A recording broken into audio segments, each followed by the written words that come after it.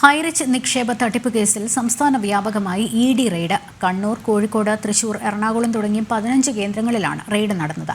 ഹൈറിച്ച് മണി chain തട്ടിപ്പിലൂടെ 1693 കോടി രൂപ തട്ടിയെടുത്തതാണ് case.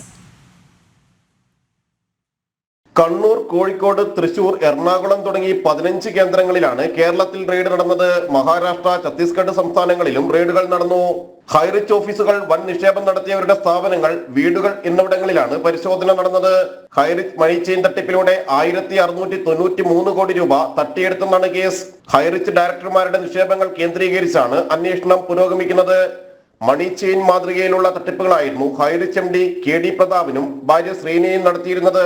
10,000 രൂപയുടെ വൗച്ചർ വാങ്ങി മണി ചെയിൻ സംവിധാനത്തിൽ ചേർന്നാൽ 3 ഇരട്ടി ലാഭവിഹിതമായിരുന്നു വാഗ്ദാനം. 10,000 രൂപയ്ക്ക് മുകളിൽ നിക്ഷേപം നടത്തിയാൽ 3 വർഷം കൊണ്ട് നിക്ഷേപിച്ച തുക 3 ഇരട്ടിയാകുമെന്നും നിക്ഷേപകരെ വിശ്വസിപ്പിച്ചിരുന്നു. ഹൈറിച്ച് സ്ഥാപനങ്ങളിൽ നേരത്തെ റെയ്ഡ് നടന്നപ്പോൾ ഒളിവിൽ പോയ ഉടമകൾ പിന്നീട് ഇ.ഡിക്ക് മുന്നിൽ ചോദ്യം ചെയ്യലിന് നിരവധി തവണ ഹാജരായിരുന്നു.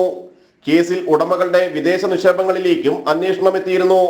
ഹൈറിച്ച് ഓൺലൈൻ ഷോപ്പിയുടെ അനുബന്ധ സ്ഥാപനം ദുബായിൽ വീക്ഷിച്ചതായും കണ്ടെത്തിയിട്ടുണ്ട്. കടലാസ് കമ്പനികളിലൂടെയും ഉടമകൾ വൻ സാമ്പത്തിക തട്ടിപ്പ് നടത്തിയതായാണ് വിവരം. HR കോയിൻ ഇടപാട് വഴി 1138 കോടി രൂപയും ക്രിപ്റ്റോ കറൻസിയിലൂടെ 482 കോടിയും സമാഹരിച്ചിരുന്നു. ജനം, കൊച്ചി.